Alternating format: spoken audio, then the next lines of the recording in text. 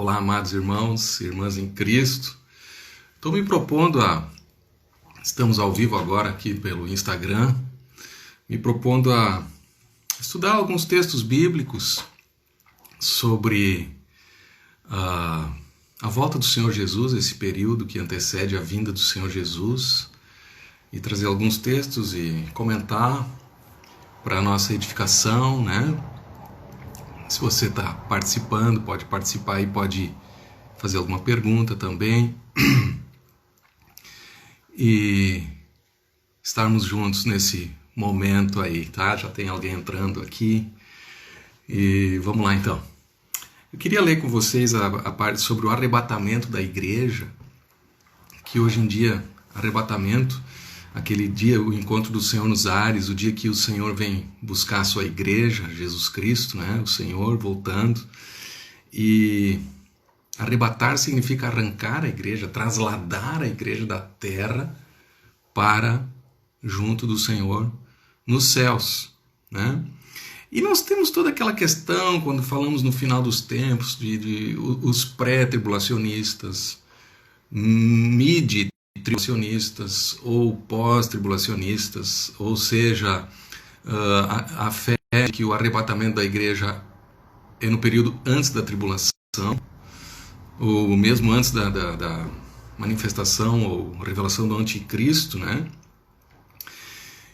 Ou no meio, quando esse anticristo quebra um pacto com os judeus, no meio dos 7 anos, 3 anos e meio, então, ou no final, culminando junto, ou muito pouco antes do que é realmente a segunda vinda de Cristo, né? Então os teólogos colocam o arrebatamento, muitas vezes, principalmente a escola dispensacionalista, coloca o arrebatamento como um evento não simultâneo com a segunda vinda, mas anterior. Os pré-tribulacionistas, né? Antes dos 7 anos da tribulação, e a segunda vinda de Cristo visível, culminando assim o retorno do Senhor Jesus como juiz, pisando em Jerusalém, né? Mas com esse pano de fundo eu queria, sem tanto se preocupar pré ou pós, mas procurar ver o texto bíblico mais claro, onde fala sobre o arrebatamento, né? Claramente, quando Paulo fala aos Tessalonicenses. Inclusive os Tessalonicenses, a igreja que Paulo havia fundado há pouco tempo antes de escrever essa primeira carta, e também a segunda, foi fundada por Paulo e Silas, quando vieram ali na Macedônia. Até disseram que esses que têm transtornado o mundo vieram até aqui, né, chegaram em Tessalônica, aquela cidade importante da Macedônia, e ali foram na sinagoga e foram perseguidos e tiveram que sair meio corrido de lá, mas alguns creram, gentios também creram, e formou-se a igreja. E Paulo, então, poucos meses depois de ter saído ali, ele escreve essa carta aqui, preocupado com a condição de fé dos Tessalonicenses, mas nós vemos que eles eram uma igreja modelo, que realmente se converteram dos ídolos e vieram para Jesus Cristo, né? Se converteram de fato, e essa carta e também as informações que Paulo recebeu de Timóteo o aliviaram quanto à condição da fé dos seus filhos na fé, porque quando alguém gera filhos na fé ou gera uma igreja, ele realmente vai se preocupar e orar diante de Deus para que estejam todos bem, para que o seu trabalho não seja vão. E aqui nós vamos ler 1 Tessalonicenses 4, versículo 13, quando vamos entrar na questão da ressurreição dos mortos. É uma questão escatológica, na segunda vinda de Cristo, né? Nós estamos passando esse período de pandemia, novo coronavírus, e também pode crise ou recessão econômica e tal, e algum sofrimento para a humanidade, e nos faz lembrar, sim, um período do princípio das dores, né? Que Jesus fala em Mateus 24. Bom, mas como uma introdução, assim, vamos dar uma lida aqui. 1 Tessalonicenses, capítulo 4, verso 13. Não queremos, porém, irmãos, diz Paulo, que vocês sejam ignorantes com respeito aos que dormem. Quem são os que dormem? Aqueles que já morreram. Para vocês não se entristecerem, não ficarem tristes como os demais que não têm esperança. Igreja, não é para nós sermos pessoas que não têm esperança. Nós devemos ser pessoas que têm esperança, inclusive para com aqueles que já morreram em Jesus Cristo. Veja só, verso 14 continua. Se tiver a Bíblia aí, pode abrir a Bíblia junto, que nós vamos dar uma lida até o final desse capítulo. breve, né? E você pode participar se quiser colocar alguma pergunta. Já tem alguns irmãos aqui acenando, né? E já estamos juntos aí. Porque se cremos que Jesus morreu e ressuscitou, assim também Deus, mediante Jesus, trará em sua companhia os que dormem. Nós cremos que Jesus morreu e ressuscitou, e nós cremos que ele vai trazer em sua companhia aqueles que já morreram, aqueles que dormem. Essa expressão, os que dormem, é que está se referindo certamente àqueles que já morreram, porque eles estavam preocupados. Os Tessalonicenses, na verdade, eles estavam esperando a volta de Jesus iminente. Tanto que na segunda carta aos Tessalonicenses, Paulo explica, olha, ninguém deve demover vocês, dissuadir vocês que mudem de opinião, como se já tivesse chegado o dia do Senhor. Não, é importante que primeiro venha a apostasia, que seja revelado o iníquo, o filho da perdição, o anticristo, né? E aí depois sim vem o dia do Senhor. E aqui a preocupação deles era o seguinte, eles tinham perguntado para Paulo, mas o Senhor, como é que vai ser com aqueles que no dia da vinda do Senhor, o encontro com o Senhor, aqueles que já morreram? E Paulo vai explicar, olha, não se preocupem, consolem-se com essas palavras, porque eles vão ressuscitar primeiro, aqueles que morreram em Cristo. Vamos continuar a leitura. É para consolar o teu coração, o nosso coração também, em relação àqueles que já pereceram, evidentemente, na fé em Jesus Cristo, porque todos os que morrem sem a fé em Jesus, eles, sem terem crido em Jesus, tendo a oportunidade e não se converteram, eles vão para a perdição eterna, né, diz a palavra de Deus. Por isso é tão importante que cada um fique firme no Senhor. E se tu vai chegar esse vídeo aí, não só agora ao vivo, mas depois também pode ser olhado, passado adiante, percebido. Se tu ainda não tem essa decisão por Jesus, olha, esse é o tempo, essa é a época. Vou continuar a leitura aqui. Pois se cremos que Jesus morreu e ressuscitou, assim também Deus, através de Jesus Cristo, trará em sua companhia os que dormem, os que já morreram. Ora, ainda vos declaramos, por palavra do Senhor, isto. Palavra do Senhor, Paulo está dizendo. Nós, os vivos, os que ficarmos até a vinda do Senhor, olha só, uma linguagem tão clara, tão clara. Nós, os que ficarmos até a vinda do Senhor. Então está falando na volta de Jesus. Essa carta foi escrita no ano 50 depois de Cristo. As cartas de Paulo aos Tessalonicenses foram das primeiras do Novo Testamento, né? E já passaram-se 2000 anos e nós estamos percebendo, evidentemente, a volta visível do Senhor Jesus, ou mesmo o arrebatamento da igreja, é um fato ainda para ser acontecido no futuro. Esperamos o futuro próximo. Aí nós sempre precisamos lembrar de 1 Pedro, o outro apóstolo tão importante, amigo de Jesus, dos três mais íntimos, o líder da igreja primitiva, um dos líderes, né, a quem Jesus confiou assim a palavra, o entendimento, né, e a comissão apostólica também. O Pedro diz assim, muitos estão dizendo que o Senhor está retardando a sua vinda e é demorada a sua vinda, já naquela época dizendo isso. E Pedro diz o seguinte, olha, um dia para com o Senhor é como 1000 anos. 1000 anos é como um dia. Não retarda o Senhor a sua promessa. Ela vai se cumprir, mas a vontade de Deus é que todos cheguem ao arrependimento. Muitas pessoas cheguem ao arrependimento e ao conhecimento de Jesus Cristo. Por isso pode ser ainda que estamos esperando a sua vinda, né? E para que mais pessoas se convertam. Então tu podes levar para os teus familiares, essa época agora, quantas pessoas podem se abrir para Deus, se preparando para aquele dia, um dia de vitória, um dia glorioso da volta de Jesus. Certo? E aqui vamos continuar então.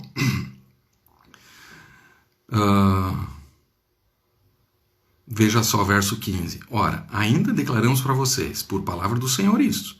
Nós, os vivos, os que ficarmos até a vinda do Senhor, se a vinda do Senhor for hoje, por exemplo, né, nós podemos esperar a sua volta iminente, crendo no seu retorno, que é como ladrão, mas para aqueles que vigiam, estarão firmes na sua presença. Os que ficarmos até a sua vinda, diz aqui, a preocupação, a explicação de Paulo, de modo algum precederemos os que dormem. Vejam que não temos a preocupação assim se é pré ou pós-tribulacionismo. A preocupação dos Tessalonicenses é uma explicação o que vai ser com os que dormem, os que já morreram quando Jesus voltar. E Paulo está dizendo, nós os que estivermos vivos naquele dia, nós não vamos preceder os que dormem. Veja só, não vamos preceder os que dormem. Porquanto, agora sim, verso 16, o Senhor mesmo, dada a sua palavra de ordem, ouvida a voz do arcanjo e ressoada a trombeta de Deus, no Apocalipse fala das 7 trombetas, né? Ressoada a trombeta de Deus, dada a ordem do Senhor. Ouvida a voz do arcanjo, ressoada a trombeta de Deus, então um acontecimento fantástico e poderoso, o Senhor descerá dos céus. E aí diz aqui, os mortos em Cristo ressuscitarão primeiro. Então nós precisamos crer literalmente nessas palavras, né?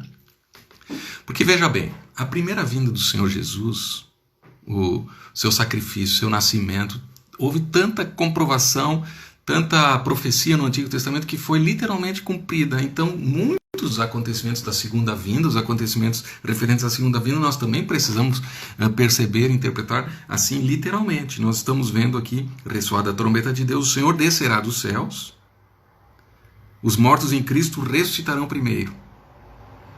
Depois nós, os que estivermos vivos, os que ficarmos, seremos arrebatados, arrancados juntamente com eles entre nuvens, trasladados juntamente com eles, com os que vão ressuscitar primeiro, depois nós vivos, no primeiro momento então os mortos em Cristo vão ressuscitar naquele dia, ao ressoar da última trombeta, vão encontrar o Senhor nos ares e nós juntos com eles, entre nuvens, juntamente com eles, entre nuvens para o encontro do Senhor nos ares.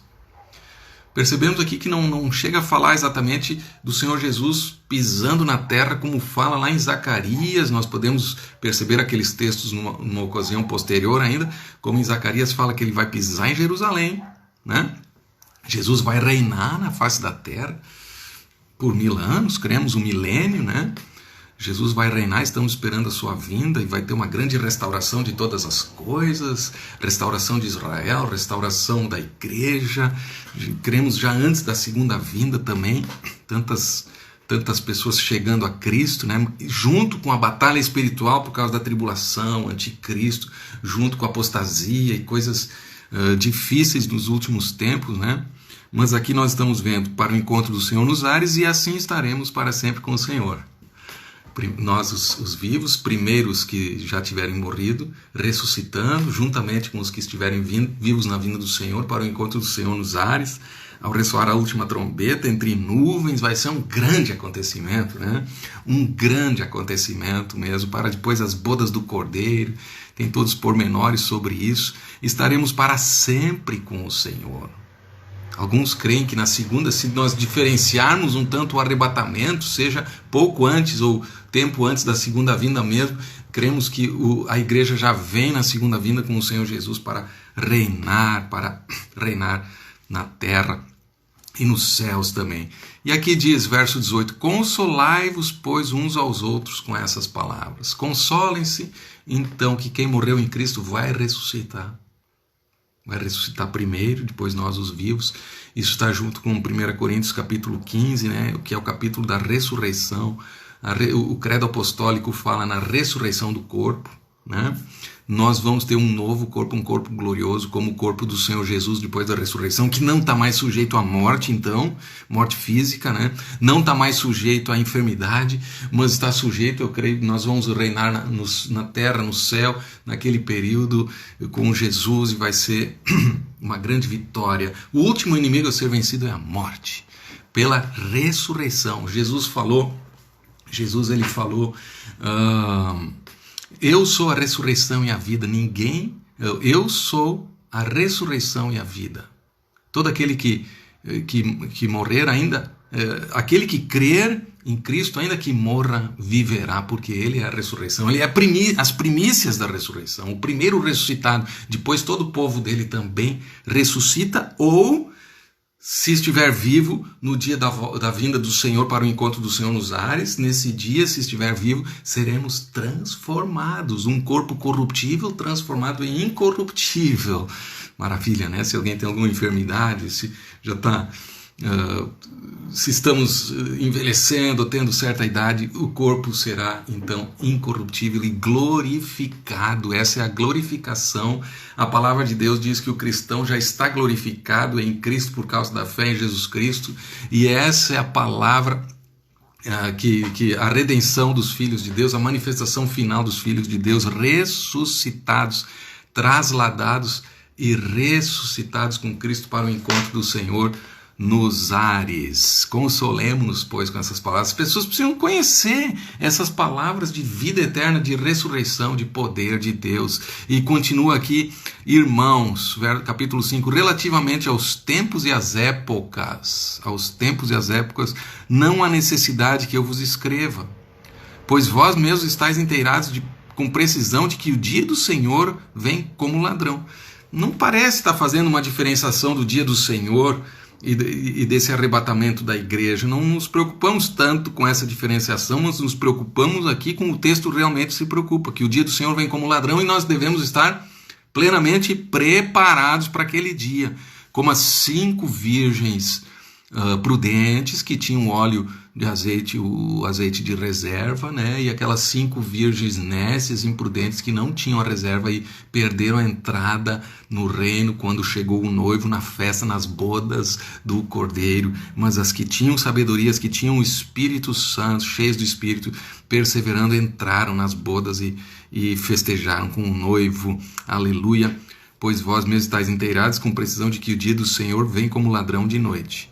Quando andarem dizendo, veja só, paz e segurança, eis que lhes sobrevirá repentina destruição, como vêm as dores de parto, a que está para dar à luz, e de nenhum modo escaparão. Mas isso está falando para os que não creem, os que têm rejeitado a Cristo, porque o dia do Senhor vai ser terrível para os que rejeitam a Cristo, e vai ser um dia de encontro com o Senhor nos ares, como nós vimos aqui, o dia que Jesus vem buscar a sua igreja. Amém? Que maravilha! Deus te abençoe. Que bom a gente estar junto aí, vários amados juntos acenando aí, né? Aleluia! Se tiver alguma questão, alguma pergunta, é só colocar. Nós queremos posteriormente estar continuando aí com esse bate-papo bíblico aqui, pegando alguns textos bíblicos. Já gravamos também hoje de manhã um outro, não fiz sobre 2 Tessalonicenses, está gravado, é uma meia hora um vídeo. Quem quiser esse estudo bíblico aí, você pode participar, nós vamos botar nas redes sociais, daí não vai ser ao vivo, esse aqui estou fazendo ao vivo, mas mesmo sem ter avisado aqui, larguei ao vivo e tem várias pessoas aí vendo, participando, né? Mas a gente já está terminando essa parte que nós queremos nos próximos dias continuar com textos bíblicos sobre a segunda vinda, fazer uma reflexão, se vai ser ao vivo, vamos ver ainda como esse aqui, ou se vai ser gravado, depois colocamos nas mídias aí, ok? Facebook, Instagram, YouTube, para esse tempo aí, nada melhor do que a gente observar a palavra do Senhor e ver os textos que falam sobre a segunda vinda de Cristo, que são tantos e tantos e tão maravilhoso, né? Ok, amados? Um abração a todos aí. Vamos ter uma palavra de oração. Senhor Jesus, obrigado por poder divulgar a Tua palavra, por esse canal, Senhor, nessa tarde, de modo simples, modo breve, mas de modo tão esperançoso, e coloca essa esperança no coração dos amados que possam divulgar, passar adiante também, essa esperança da ressurreição para aqueles que dormem no Senhor, e essa esperança de arrebatamento, de encontro com o Senhor nos ares, não como um escapismo das situações aqui, mas enquanto estamos nesse mundo, somos luz do mundo e sal da terra, proclamadores do Evangelho, já estamos reinando em vida com Cristo e crendo, esperando a Tua volta, Senhor Jesus, para reinar contigo eternamente e glorificar o Teu nome. Prepara a Tua igreja para esse dia, nesses dias de pandemia, dias difíceis, continua operando nos corações, Deus, nas vidas, para que venham a Jesus e na face da terra tenhamos um grande avivamento, também na nossa cidade. Abençoa a nossa cidade aqui de Lajeado, no nome do Senhor Jesus, curando vidas, dando força ao Senhor, e que logo as coisas também voltem ao normal e possamos, e guarda aqueles que mínimo de pessoas pereçam, e dá vitória na questão da saúde no hospital, Senhor, na administração pública, tudo. E abençoa a Tua igreja, Senhor. Promove a fé, Deus. Paulo disse para Tito que ele devia ser alguém que promove a fé. Nós queremos ser pessoas que promovem a fé, levamos vida, levamos a palavra de Deus adiante e grande alegria no Senhor, para a tua glória, em nome de Jesus. Amém. Amém. Obrigado.